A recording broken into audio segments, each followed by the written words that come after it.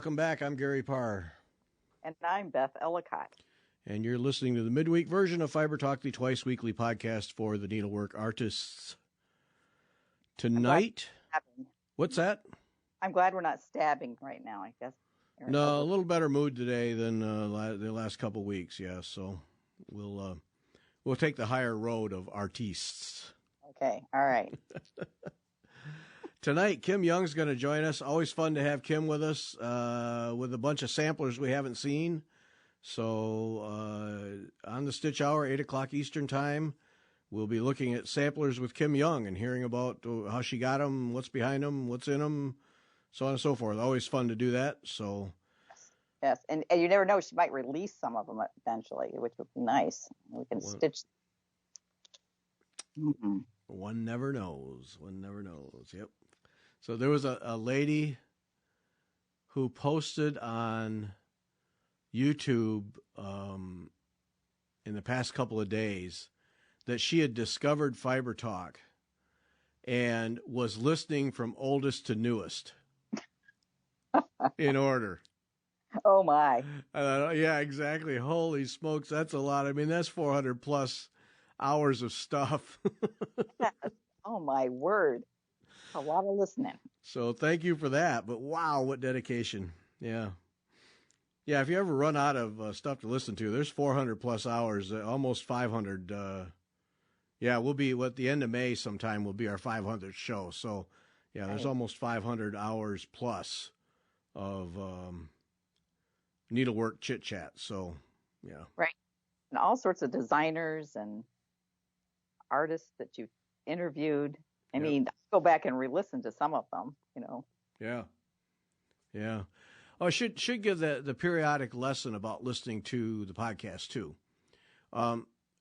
Fiber Talk is a true podcast. A true podcast is an audio file that you listen to through a podcast app.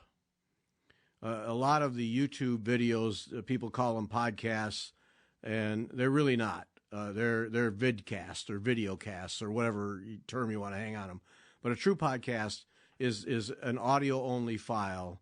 And, yeah, we put up the YouTube video where I take photos from the designer and marry them to the audio file because there's a number of people who watch that and like to see the picture scroll by. But it's a true audio thing. And of course, the concept behind that long ago was it was something, it was the iPod is where the pod comes from, the iPod that Apple had, that little music playing thing, and that you could have these audio files and then listen to them anywhere. You didn't need a screen, you didn't need a computer or anything, you just needed a way to download them, and now that's automatic, and then you could listen anywhere. And so it's a true podcast. So the best way by far, and it's the way the vast majority, because it's like 30,000+ people now every show, listen to it, is through podcast apps. Like if you go to the YouTube channel, you'll see a few hundred people watch the YouTube channel, but the vast majority, I mean the terabytes of file data transfer that go on are through podcast apps. And that's what I can count. I've discovered some in other parts of the world where they're just lifting the file and putting it on their server and running it that way. So I can't count that stuff. Got no way. And I don't care, as long as people are listening, lift it and use it, whatever. So that's the best way. So you just go to your phone, like if you have an iPhone, if you have an Apple product, there's a podcast app already in there. And so you just go there, search for Fiber Talk, subscribe, and then every new one gets fed to you. And the trick is, if you listen to one, let it run all the way till the music is out, and then it will delete the file. Then they won't build up. If you want to listen again, just hit save, and it will save it for you. But if you don't want to save a bunch of them and chew up storage space, then let it run all the way out. They're always available. You can go back and get them anyway. It's not like they're gone, because every one is available from day one. I've not taken any of them down. And and I get reminded periodically by my hosting company about the amount of space we're using. But I just want to take them down because there's that, then I hear from a lady like that, I'm listing from oldest to newest. Well, all right, I'm glad they're still there then.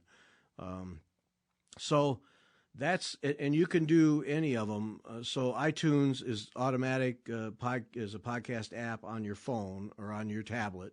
It comes with it. For Android people, Stitcher seems to be a very popular app. And Stitcher has nothing to do with needlework. It's not like it's a podcast app full of needlework stuff. I have no idea why they call it Stitcher, but that's what it's called. But we're also on all the big ones: Spotify, Google, Amazon, Audible, iTunes, Stitcher, all of them. So if you're listening to music on Spotify, just search for the Fiber Talk podcast, and you can get it fed to you right there. Same with Google, same with Amazon Music, Audible. For Audible books, you can get it that way too. So, and that's really the easiest way. Then they're downloaded automatically, and they're there for you. So if you are listening while you exercise or out for your morning walk, or if you do a lot of driving and you're in the car, you can just put them on and just let them go. And so that's the way to do it. I really recommend you do that. If you're going to the website, you can certainly go to the website. You can go to YouTube, all those things. But the easiest way and the most automatic way for you is through the podcast app. And the nice thing about that is it will download them for you. So like if you have a week or two where you can't listen because of this, that, and the other thing, they'll be there, and then you can just pick up where you left off and keep listening. So, yeah. You have a chance. I've done that. That's just really nice. Yeah. Play catch up. So that's the way to do it. And, there's, if there are any podcast services that we're not on, it's because I just simply don't know about them. And I know, like I said, there are some that I found overseas that have them, and there's no way that they're picking up through, you could just tell they just took the file, and that's fine. I don't care. So, yep. That's the way to do it. That's the way to do it. And then the other thing we need to remind people is you should also subscribe too, if you to the YouTube channel, so that way you get the live shows when they come out. Because we're always, every now and then we hear of somebody, oh, I couldn't find you, where was the show? And you're like, okay, just hit subscribe, and you'll be able to join us live on Wednesdays, because those shows are a lot of fun, Yeah, we do have fun with that. Yeah. Yes, yeah, that's it. Subscribe, and then there's 3 options, and one bell is to get all postings, and that's the one you want to click, and then you'll get notification. And what is it? I mean, I'm at the wrong end of the thing, but I think a half hour before the Wednesday night show starts, you get some notification that we're going live. Yes. It sends you a little ping. It says in 30 minutes, Fiber Talk. Yeah. Live. Yeah. So, yeah, just to remind you. Yep. So, all those things, they're all there. And take advantage of them. And we're pretty much as reliable as the sun when it comes to posting. Every Wednesday night, and every Sunday, 3 times a week, we have a show. So, won't get bored. What's that? Won't get bored. No, you won't. No. Nope. Sunday's guest, Sarah Pedlow. Yes. I think that's right. Sarah Pedlow of Thread Written. And we'll talk a little bit more about her later. But she is a person, I liken her to, who does the white work in Australia? Yvette Stanton? Yvette Stanton. In that Sarah, particularly in Eastern Europe, her mission is to find, resurrect, and bring to light and keep alive old techniques and do it in their purest form. Right. And because that's what Yvette Stanton has done. I mean, she's got several books where she'll travel to an area that does a different kind of white work and learn how it is done, how it was done originally, not some Americanized version or modernized version, but done originally. And then so she researches that, and then her books are all that kind of a thing. Well, Sarah does this for instance, Hungarian, Ukrainian, Portuguese, Czech, you name it, the various needlework design techniques, whatever. And she's from America. She's from Colorado, wasn't it? I think so, but now she lives in Amsterdam. So she's right. Romania is just down the road. So she's Sunday. That was fun. We learned a lot with that one. And then on the 20th, really excited about this. Clare Hunter. Now we did a story, 2 shows about her first book in November, Threads of Life. And go read that book. It's a good one. Yeah. And when we talked about that book, she mentioned that her next book was going to be about Mary Queen of Scots. Well, that book, Embroidering Her Truth, Mary Queen of Scots in the Language of Power, is going to be released on March 17. And so March 20, we will have a podcast with Clare Hunter about the book. And Beth and I have both read the book. Wow. Yes. Excellent. Well read. Well written. She just draws you into Mary's story. Wow. Wow. What a life. Oh, man. Oh. And the needlework well, it really is. I mean, her needlework is obviously part of the story, because that's what one of the things she's known for was during all of her imprisonment, just sitting there and doing embroidery. But it's a part of a greater story of the role of textiles in 16th, 15th, 16th century culture. And yeah, it was fascinating to me. Yeah. Especially, and when you think of that time period and the turmoil going on then with the religious wars and how textiles played a part of that. And she talks all about that. It's a great read. It's a great read. Yep. And I'm looking forward to talking to her.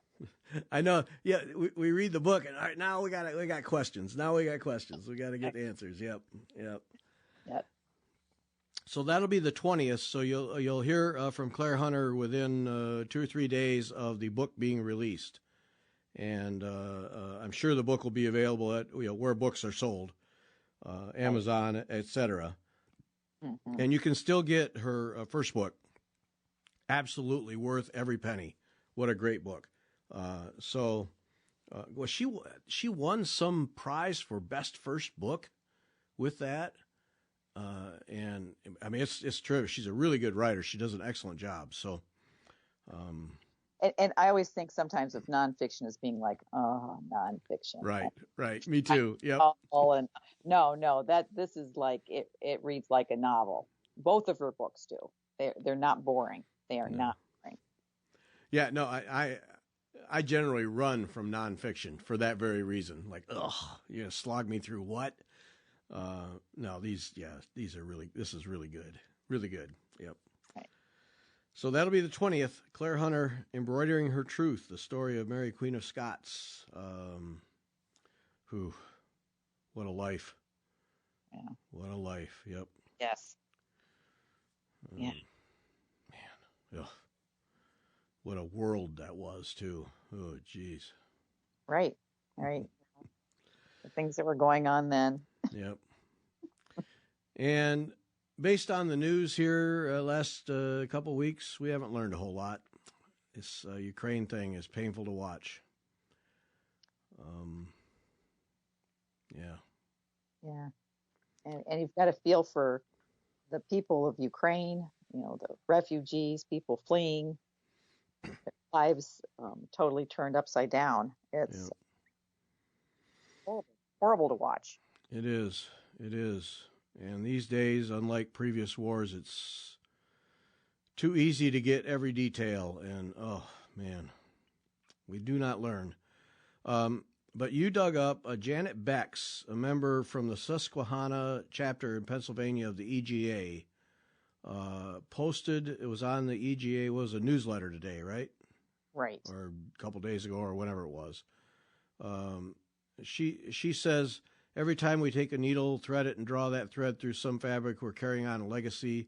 That legacy is the work of countless generations of women and men who have created fiber art. We are preservationists. We preserve the stitches of the past for the future.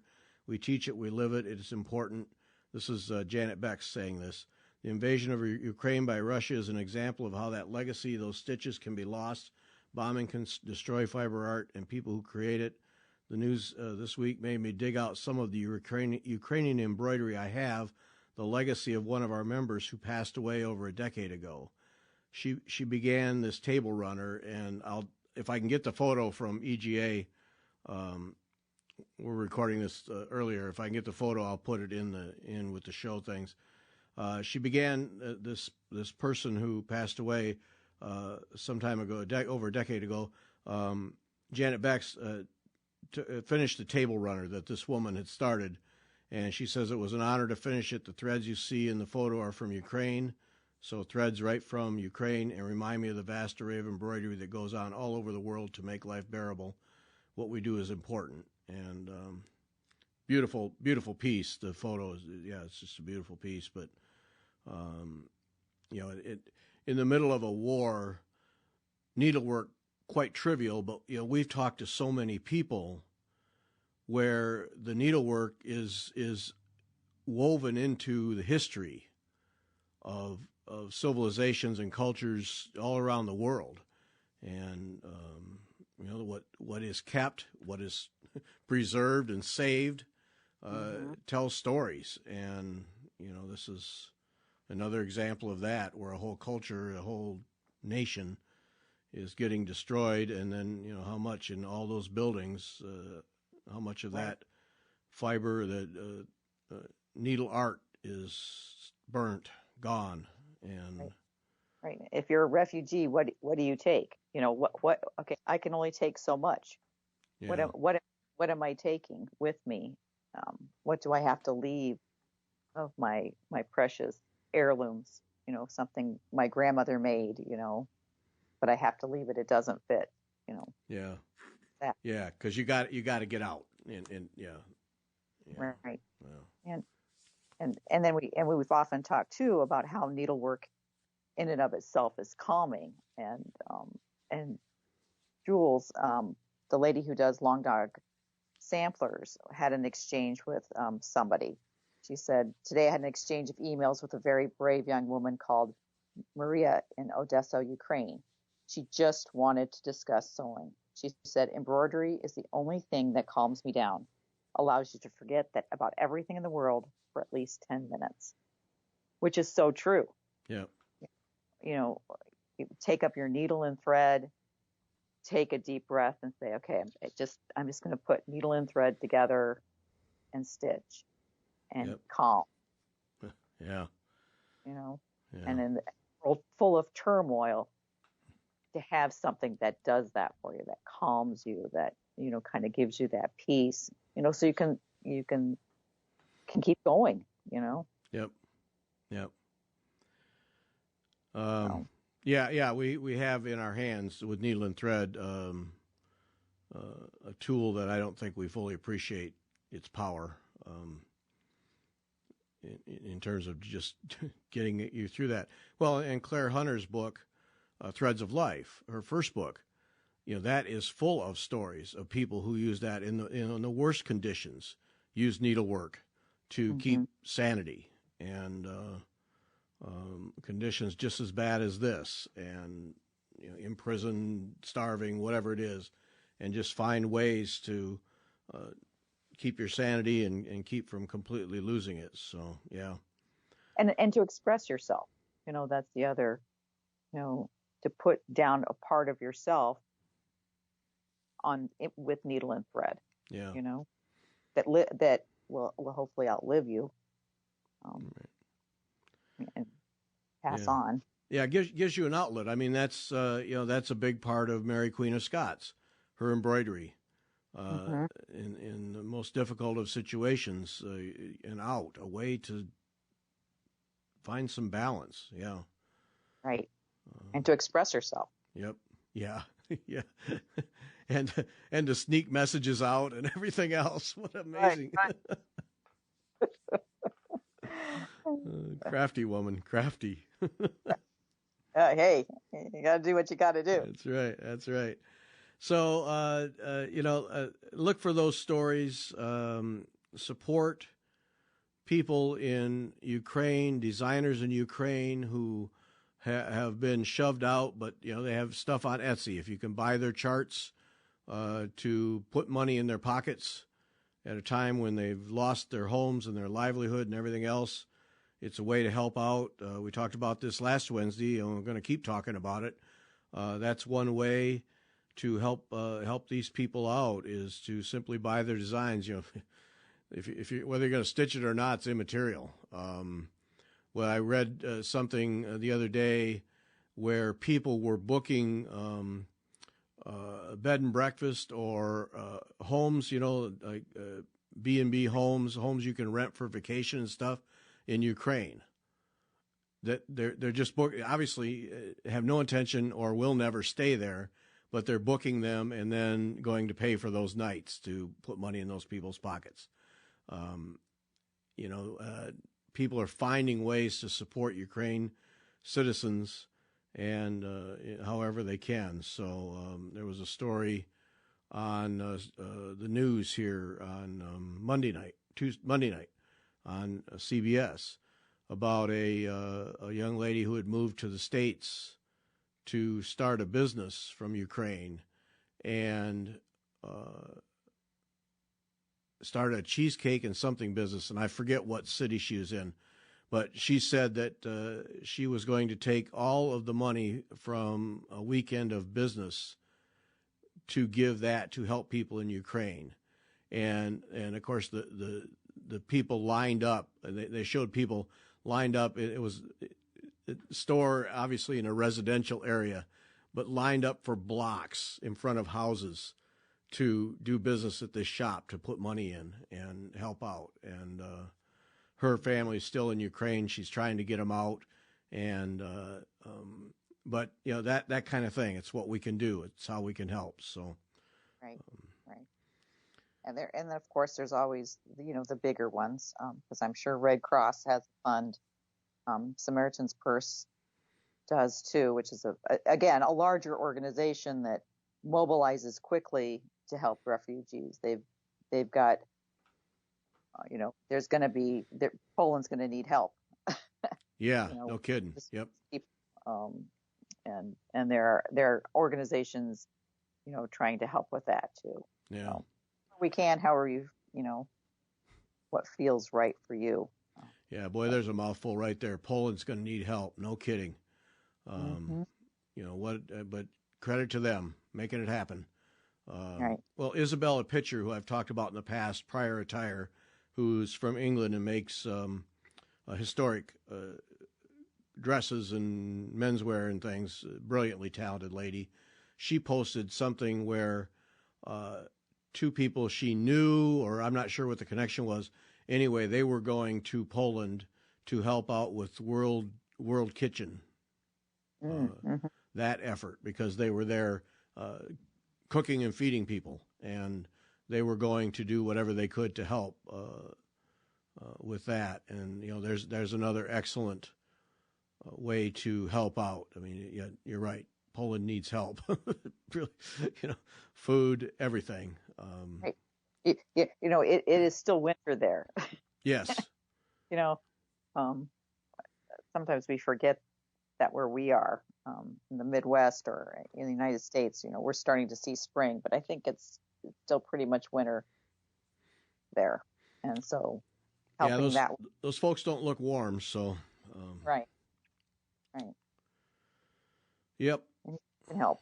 So, yeah. And of course you're right. There's Red Cross, For us, Lutheran Church Charities is the way that we contribute, and they send out a message. They're looking for contributions to help out through that. I mean, just about any church organization has somebody who does that kind of missionary help, and so you can give that way.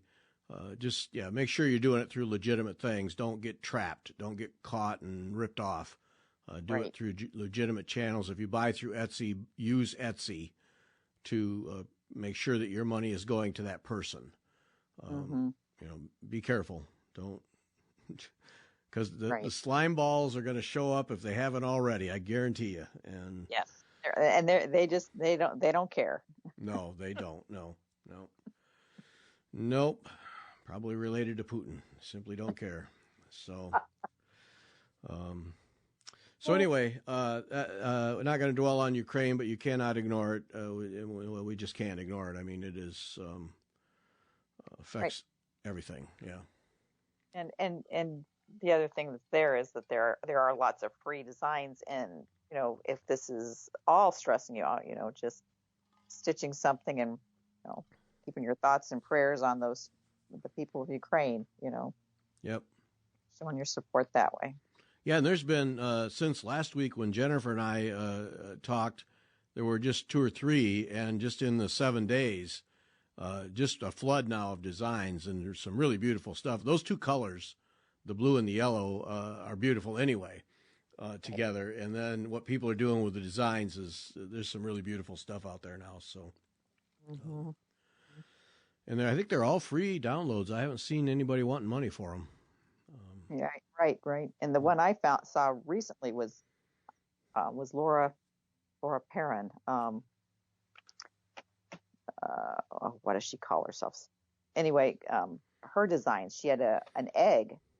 So it was a design. I think it was originally like the Orthodox Easter eggs was the original thought behind the design. And she said, just change it to blue and yellow. So that's a counted canvas piece, which and she just offered it. She says, here it is, free. Let's do it in blue and yellow and show our support for the Ukraine. Yep. There's a bunch of them. Just poke around. Not too tough to find. They're free.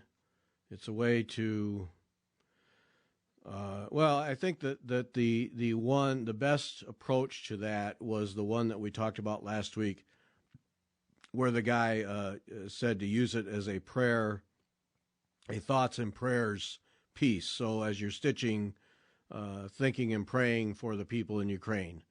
And I think that applies to any of these.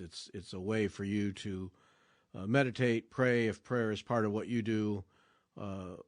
However that works for you, it's a way to do that and keep the Ukrainian people in your focus.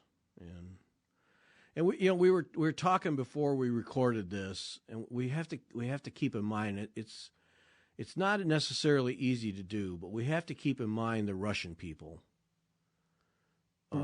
It's not them.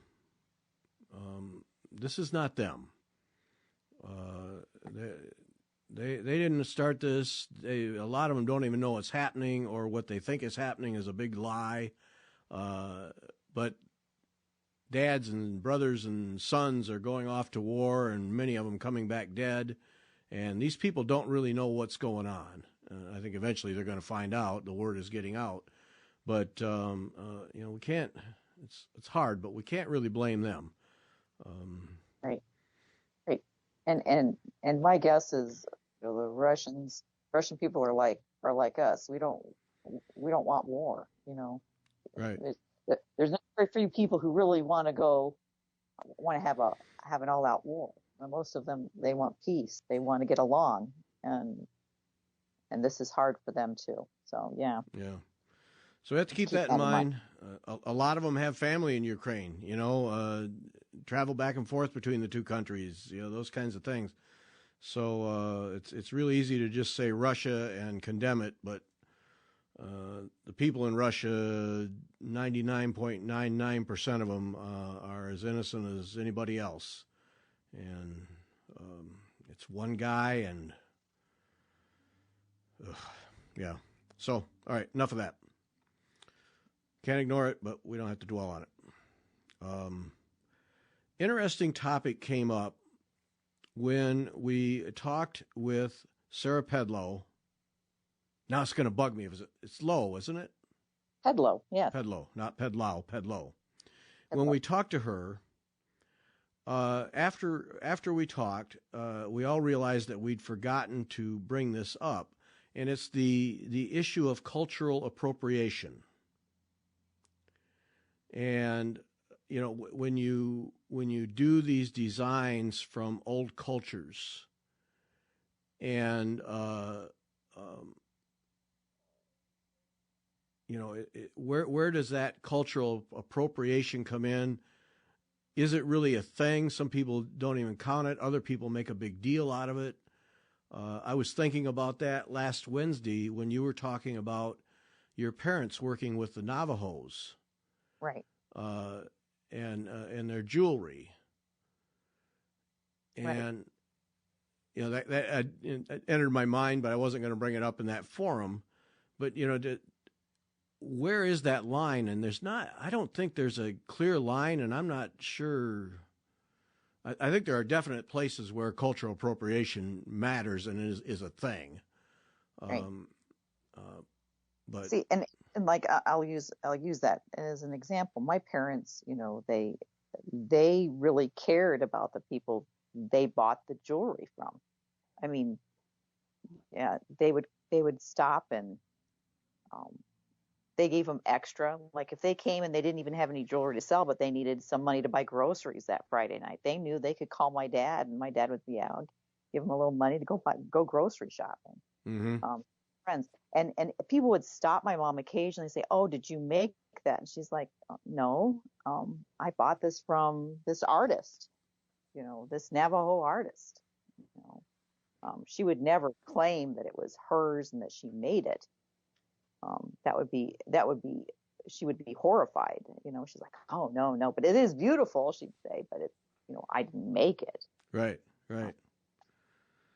Yeah, but, it's interesting. It comes up, you know. So I went to the Google thing, and of course, first thing comes up is Wikipedia, which in this instance is good as anything.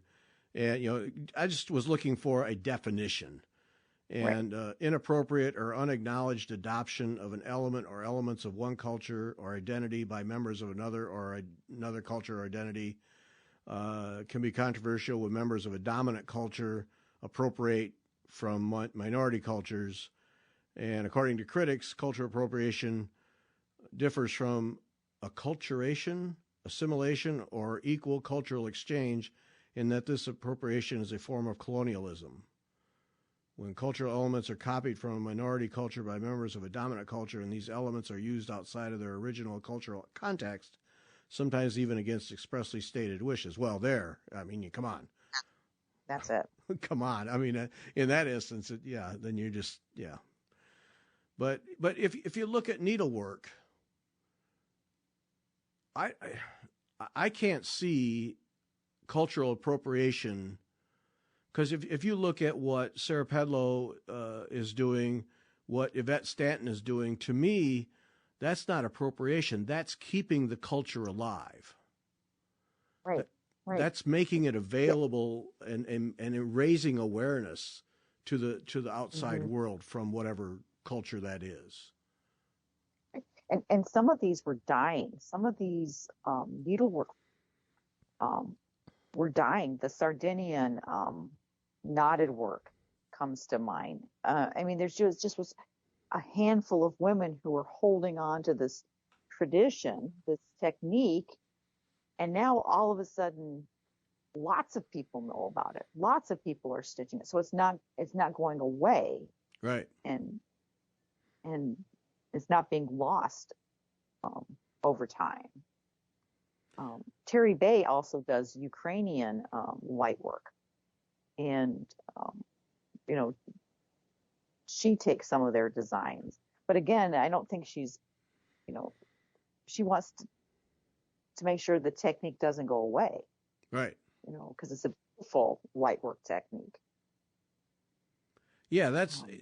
I mean, to me, that's the way I see all of this. Is it's the efforts of people who are interested and take the time and spend the money to go visit, to meet the people, to learn the techniques, and then to put together books or projects.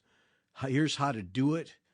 Here's classes, whatever it is, to keep it alive. Because all these things just die off if you don't do that. If you don't keep it alive, they just eventually literally die off as the people die.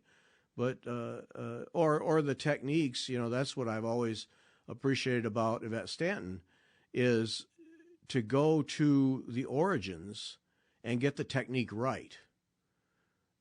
Not some modified version through the years, but to go back and get the technique right, the way that it's done in the motherland, if you will.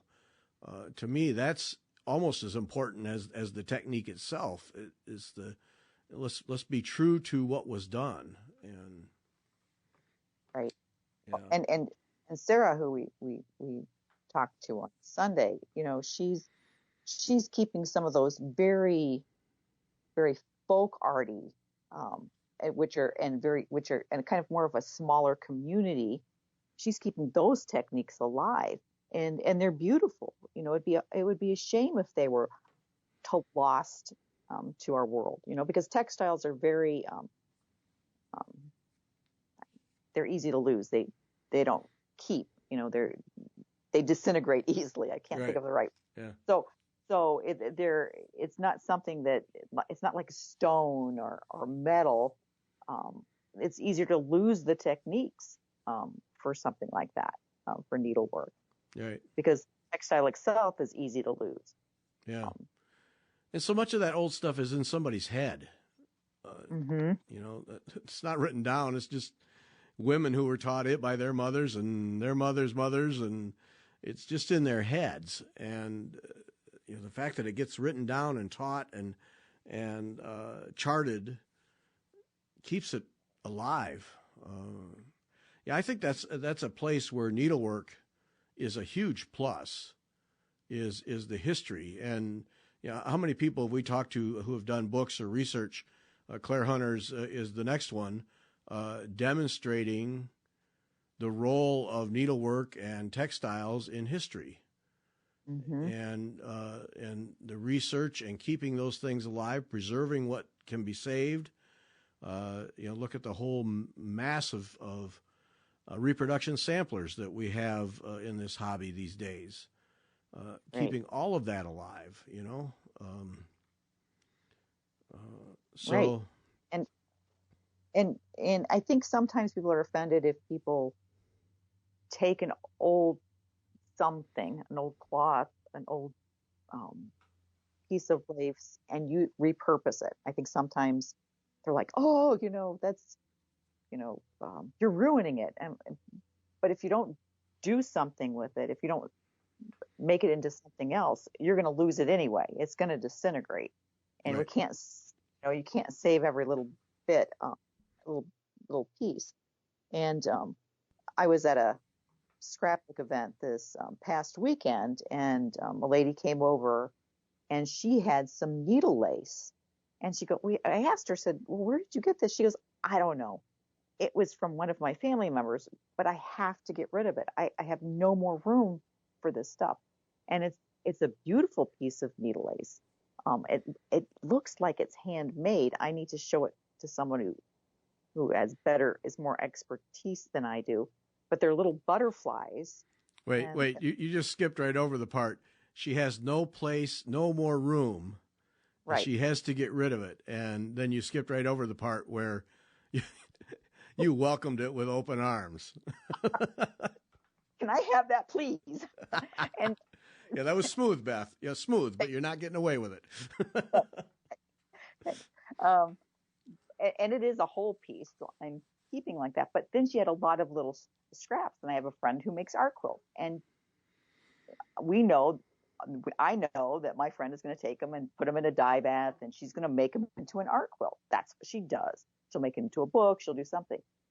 But if she didn't do that, if my friend doesn't make it into an art quilt or something, then it would literally go to the dump. Yep. And you have to remember that sometimes, because I think sometimes people get really offended. I heard people talking about like some of the clothing in, I think it's in Peru. The women make very beautiful, and I can't think of the name of it, clothing. And people were offended. Some people were buying it and making it into purses or doing something else with it. And I'm like, well, what are you going to do with all this stuff? You can only display so much. You only keep so much. Eventually, this will all end up in the dump. Let's make it so we can see it and say, hey, the Peruvian women make this, and give them honor and for what they do, for the needlework they do, and it spurs curiosity about a culture, a different way of doing things. Yeah. And that's the beauty of needlework, is we can do that and preserve it, and not just preserve it, but further it by, right. Like you said, by sharing it, getting others to do it, learn the technique, right. Write a book, for crying out loud, that's kind of stuff. Right. And that's what, and needlework, you don't have to know the other person's language. If you both do needlework, you're like, you can, sign language. I love that. It's beautiful. It sparks that conversation that, right. We have a cross-cultural love, and it brings us together. Again, the Ukrainian people, I really don't know anyone in Ukraine, but I have an empathy for them, and I have a special empathy for the women and who have done needlework and are losing it and moving and displaced. There's a bond there, just in that, besides, the bond of the human race. Right. We have a special bond with those people. Yeah. So. Well, and that you'll hear this Sunday, Sarah Pedlow, basically connecting with people, and language is a barrier. And the language is needlework, that they connect, and being able to immerse herself a bit in a culture and learn, and then share it, and share the costumes, the traditional clothing and embroidery on it, and what it means, and the colors, all those things. I mean, that to me, that's the opposite end of cultural appropriation. And I think what offends people, though, is the idea of mass marketing. Taking something from somebody else's culture and just basically stealing it, and using it for your own means and profit. I think that's offensive to people. But yeah. Well, without a doubt. I mean, there's legitimacy in this thing. But right. I think it's much harder to find in the needlework world. Mm-hmm. Much harder. Right. Yeah. Right. Yeah. Of course, if you want to look for it and you want to stretch things and twist things, you can find it. But, okay, I want to talk about scrapbooking. I thought that was dead. No, it's not. 120 women, I think. Whoa. There were a couple guys there. Yeah, most of them were scrapbooking. But few quilters. And then I of course, was cross-stitching because, I really don't quilt, and I wasn't scrapbooking. So yeah, lots of them. And scrapbookers, they bring everything, and they set up. We had our own 6-8 foot table, and they would set up like shelves for like their paper and their stuff. Really? So it was like walls, and it was just amazing to see them set up. When they came in, they had their stuff. And so it's interesting to me, because I remember when there were scrapbooking stores everywhere, right? And then almost overnight they disappeared. Mm-hmm. And so that whole thing is still alive, and obviously, if that many people can gather in the Midwest, there's a number of people doing it. So it must have moved online or something, and is just cooking along. That's interesting. Yeah. It is. I think most people buy their supplies online. There's still a couple of big names I recognized. that do scrapbooking supplies. But it's interesting. She sold out. This crop sold out, I think, within 24 hours of her set. So, and then there's other ones, they're set up as scrapbooking, not as crafting, and most of the people get and scrap. They do their scrapbooking. It's kind of interesting. Well, I know I've learned something. I literally thought that had just died off. So, And so you go to the scrapbooking event and you stitch. Yes, because I used to scrapbook, but I don't, and to get all that stuff out would be too much of a pain. So I just bring my cross. And so many people. I was working on Spring Hill because that was my WIPGO project, and I thought, I'll get some serious progress done on this. Well, of course, I didn't have a business card from my local guild. I didn't have any Fiber Talk cards. My fault. Yeah. And so people would stop me and say, "Oh, I used to cross stitch. I used to do that." Or, "Oh, that's so pretty. I'd love to do that." And I was like, we talk a little bit, and I was like, "I have nothing to give you." What an idiot I am. They were curious about my millennial frame, that's what I'm using for the Spring Hill, because it gets it nice and tight. And they were curious because I'm doing it on 45 count. And of course, that just floored them that it was How can you see that? And I'm like, well, I have these glasses on the end of my nose, and it works perfectly. Man, that's serious to haul a big piece like that to an event. So obviously you had space you could set up and yes, table space. I had my 8-foot table. Oh, okay. Plenty of room. Oh, you actually purchased an 8-foot table space? Yeah. And then stitched. All right, you win. Well played. Right. Mm-hmm. Right.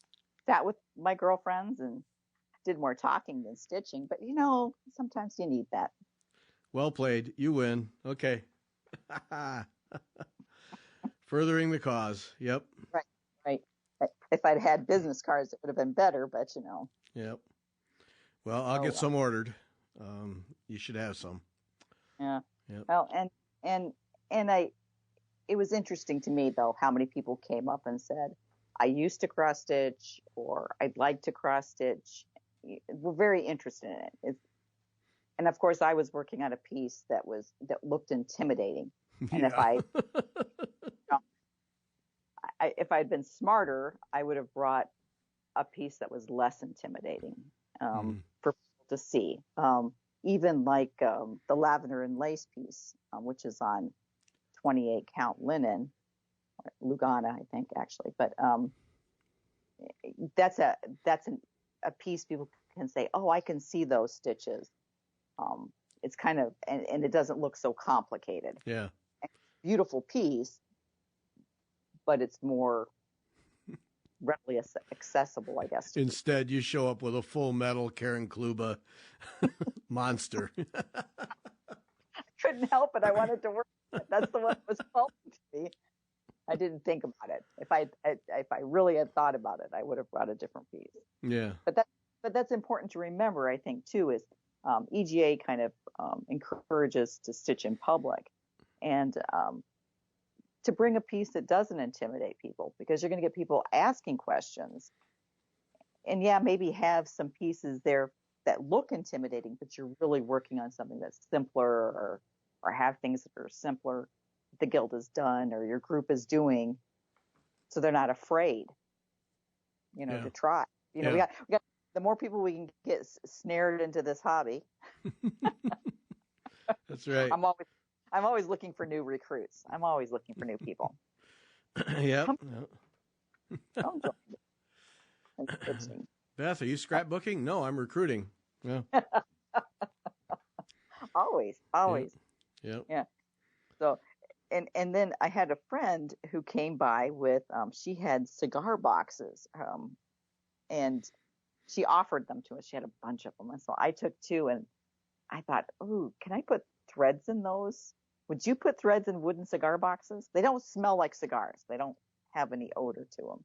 If the threads if the boxes were lined with acid-free tissue paper, I would, yeah. Okay.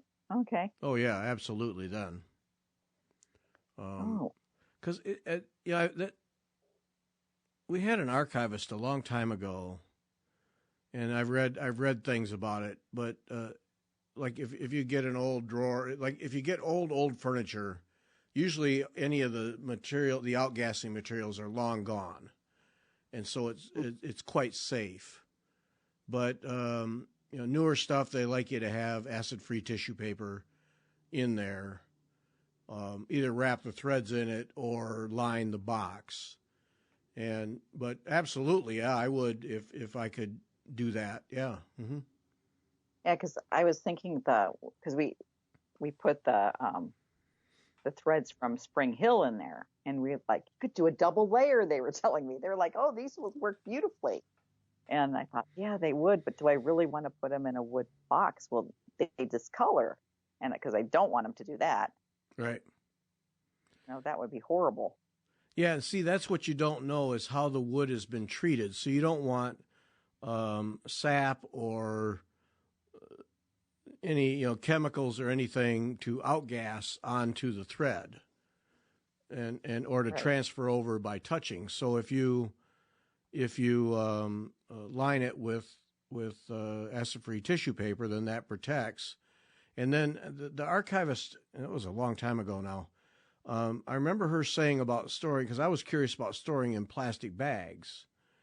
And I remember her saying about it's quite fine as long as you let the air, like if you have a plastic box that's all sealed up, open it every now and then and let new air get in. Mm-hmm. And so, for instance, with floss away bags, ever since then, I don't seal them all the way up. I'll seal them about 80% closed and then leave just a little bit open so that plasticizer air doesn't build up in the thing. Right. But wood boxes, they're not airtight anyway. So. Mm-hmm. Well, and seeing, and I can't think of her name, Kate is her first name, who's been doing a box on YouTube. It made me think of her, and looking for some lining of those because they're beautiful. Those old cigar boxes are just gorgeous. Yeah. And they'd be pretty sitting out, other than a plastic bag full of threads. It looks classier. Looks classier. Yeah. My sister has a neighbor who owns a cigar store. Mm. Real nice guy, but when I go visit her, and they're neighbors that are always at each other's house, really like talking to him, but he's always smoking a cigar, and it's like, ugh. But she always gets those wood boxes from his store. And there's some beautiful stuff. Oh, yeah. Yeah, and they're well made. They're not cheesy, falling apart boxes. They're good boxes. And I have 2 or 3 here at the house. I mainly use them to keep small bike parts in.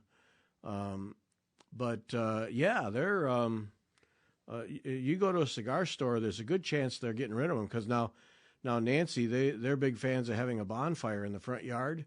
It's not mm-hmm. unusual for them to have stacks of these boxes from the store and throw them into the bonfire because there's just there's too many of them. Right.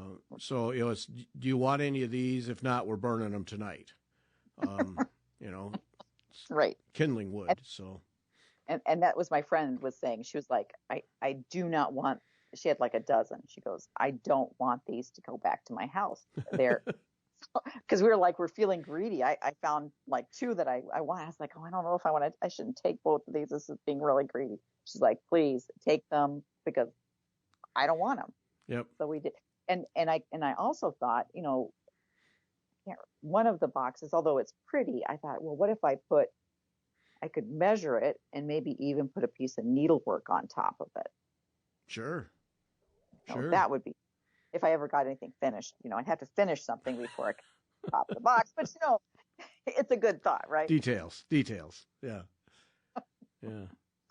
Oh, yeah, but that's what I get from Nancy, too, my sister, is take these. Well, all right, I'll take this one, this one. No, I don't want them. There's too many of them. Take what you want. Take more than you want. And if you don't have a need for them, get rid of them, give them to someone else, or throw them away. But get them out of here. And, yeah, same thing. Right. Yeah, there's only so many boxes you can keep, right? Right. But they're the kind of thing that you could take, like if you did little pillows or little ornaments, and put them out, put the box out with the ornaments in it, like you would a basket. Right. Yeah.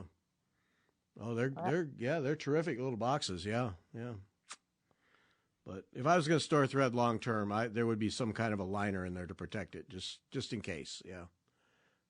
Yeah, and I know I have acid-free tissue paper, so I could just wrap it gently in there, so it looks and then I get rid of the plastic box that the lid is broken on anyway. So yeah. Get rid of that and put it in something here. Yep. But that's a little hidden treasure for containers is cigar stores. Yeah, of course you gotta fight through the cigar smoke to get them, but right.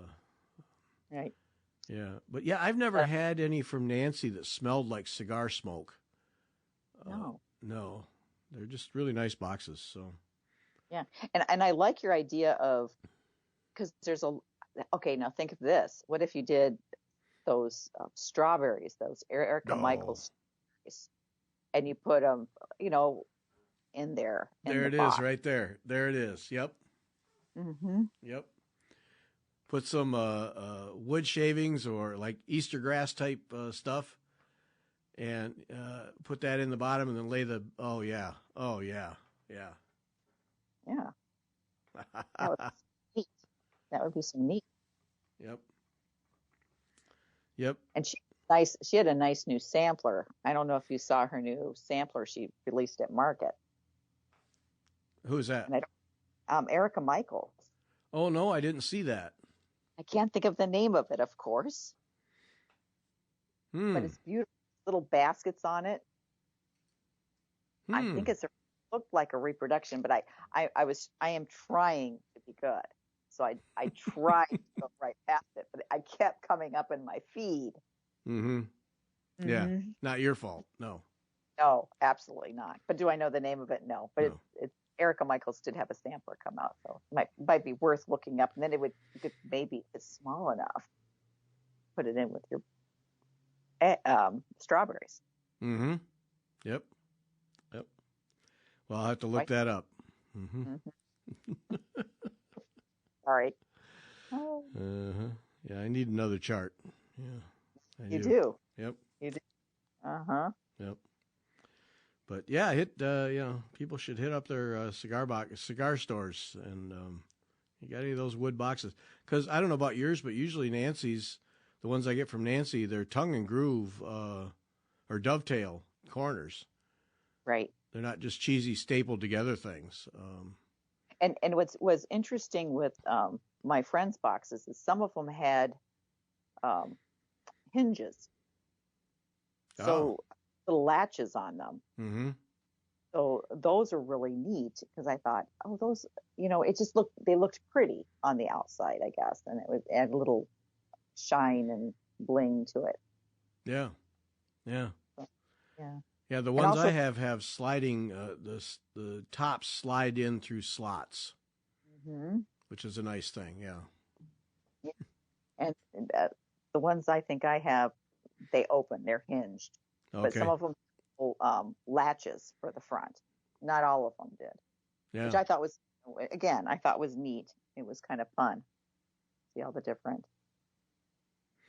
Now there's a way to practice your cabinet of curiosities by doing covering the outside of a cigar box. Yeah. Yeah. I did think of that when I got them. I thought, I could practice before I even make my casket. I could stitch something up and practice covering this. Right. Yep. Kind of a dry run. There we go. Yeah. Yep. It just needs time. Do you have any extra of that? If I did, I wouldn't share it. How's that? I figured. Yeah. I figured. Yeah, I have not done any stitching in many day. Oh, that's sad. I just can't get to it. So Right. yeah, Yeah. we'll get another opportunity here, but no, I just haven't had a chance. Too many other things to do, and I probably moved my rack with the Millennium frame on it out of the way to bring in the table to do recordings. I don't know how many times. It's like, okay, I gotta either stitch on this thing or fold it up and get it out of the way, one or the other. And yeah, no, I haven't had a chance here in several days. So, and I don't know if you saw this on Facebook. Gayanne posted something about someone stitched for like 10 minutes a day, and she posted a photo of it. And I don't remember how long of a period it was. She said this lady just stitched for 10 minutes, and she'd gotten a bunch done. But you have to give yourself permission to stitch. And yeah, how come I can't do that? I can't get that into the system.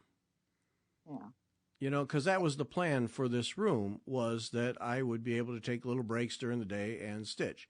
And first I don't take the breaks, but I can't seem to get that into the system. I think it's one of those, like, if you want it to be a habit, you have to force yourself to do it, and then you have to keep doing it over, 10 days, and then it starts to become a habit. I got to force it into the system because, yeah, I have no doubt that if you did 10 minutes a day, well, you'd certainly be further along than I am in the past week, because that's 0. So, right. And I think the other way to do it, like I stitch in the mornings now because I don't have kids, so I don't have to rush to go. And my husband's retired, so I don't have to rush to get somewhere most mornings. Sometimes I do, but for the most part, mornings are my own. Yeah. So I give myself 30 minutes, and I've been working on Port of Fet, and it's nice. I'm seeing progress on it. I'm not, nowhere near done, but I am seeing progress on the thing. Yeah. And it is just 30 minutes a day. Sometimes I don't. Some days it doesn't happen. Yep. But I think it's you have to find a time that's like, okay, I am going to sit down and I am going to do this for this amount of time. And I think you wait till the evening, and by then you're like, okay, my brain is dead. I'm tired. I just want to veg. Yep. And see, that's the thing that is crazy about this is I do wait till the evening because that's when I can do it. Because see, in the early morning, I mean, I get up at 5 o'clock and I ride my bike, either indoors or outdoors, and then time I'm showered, it's ready to start work. But the thing is when I'm editing now, this week I'm going to be doing a lot of editing. And one of the things I do when I edit a piece, so I go through a piece, an article one time, and then it needs to rest. You can go through it one time or maybe 2 times, and then it needs to rest because you need to come back to it somewhat fresh. So it'll sit I'll say, all right, that's going to sit for a couple hours. I'm going to go do something else that will put my mind on something else, and then I'll come back to that to see if there's anything I missed or anything I still want to adjust. And that's when I need to turn around and wheel my chair over and start stitching. Mm-hmm. That's the habit I got to get is, all right, this needs to sit. Rather than doing a bunch of emails that are just going to give me a headache, I need to go over and stitch. Right. And it just one length of thread. Right. Or, finish off one section of a motif, whatever you're working on. It's just kind of, and it gives your brain a break. It's something different. And your eyes a break, I would think, staring at a computer screen. Yeah, it gets old. Yeah.